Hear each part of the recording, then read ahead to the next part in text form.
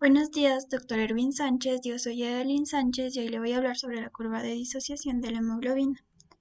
Vamos a ver contenidos como el proceso fisiológico y el efecto sobre el punto P50 y cómo actúa el 2,3-difosfoglicerato.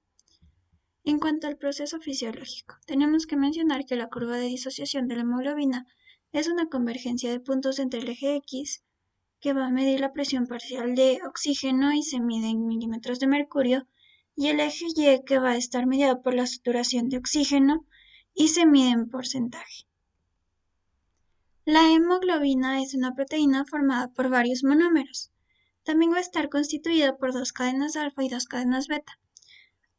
Cada globina va a estar unida a un grupo hemo y vamos a encontrar cuatro estructuras. Las primarias van a ser una expresión de los genes que se traducen en una proteína. Las secundarias van a formar bucles o cintas y las terciarias van a hacer que la proteína se pliegue. En cuanto a las cuaternarias, van a conferir ciertas propiedades, como es el caso en estado tenso.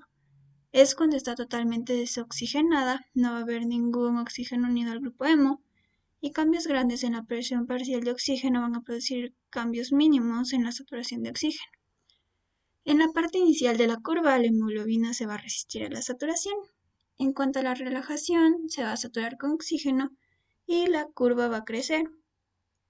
En cuanto a la parte media de la curva, cuando hay cambios pequeños en la presión parcial de oxígeno, nos van a producirse grandes cambios en la saturación de oxígeno. Cuando llegamos a la porción casi vertical, las moléculas de hemoglobina van a adquirir uno o dos átomos de oxígeno.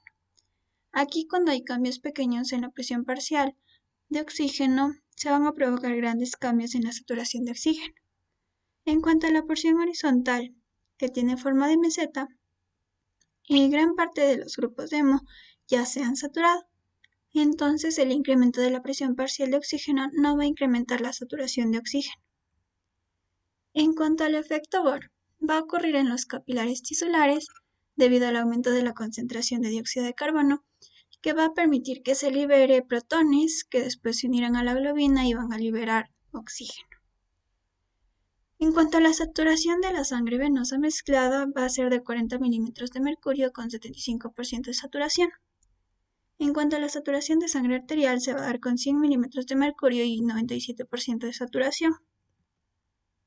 El punto P50 es el valor en la curva X y Y de 50 y a nivel del mar va a estar a 26.6 milímetros de mercurio. La hemoglobina se va a saturar en 50% y se va a encontrar en el punto medio de la región vertical de la curva de disociación. La desviación a la derecha va a ser mayor a P50, por lo que va a ser más difícil de saturar la hemoglobina con oxígeno, pero va a ser más fácil que libere la hemoglobina hacia los tejidos. Los factores que van a influir va a ser el aumento de la concentración de hidrogeniones, también va a disminuir el pH, por lo que va a ser más ácido, el aumento de la presión parcial de dióxido de carbono y el aumento del 2,3-difosfoglicerato. También aumenta la temperatura, por lo que se va a liberar hemoglobina y va a haber más metabolismo, por lo que la reacción va a requerir calor. En cuanto a la desviación a la izquierda, va a ser menor a P50, por lo que va a ser más fácil de saturar con oxígeno, pero va a ser más difícil que libere la hemoglobina hacia los tejidos.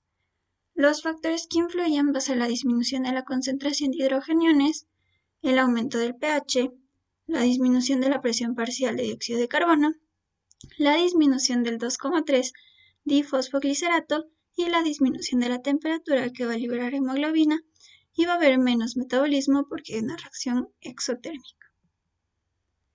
En cuanto al 2,3-difosfoglicerato, va a ser un producto del ciclo de Krebs y es un metabolito intermediario de la glucólisis anaerobia que se da en el eritrocito. Se van a dar en los eritrocitos porque son más activos, jóvenes y van a tener la capacidad de liberar oxígeno. Además, es una manera de que el eritrocito regule cuánto oxígeno se va a liberar de la hemoglobina.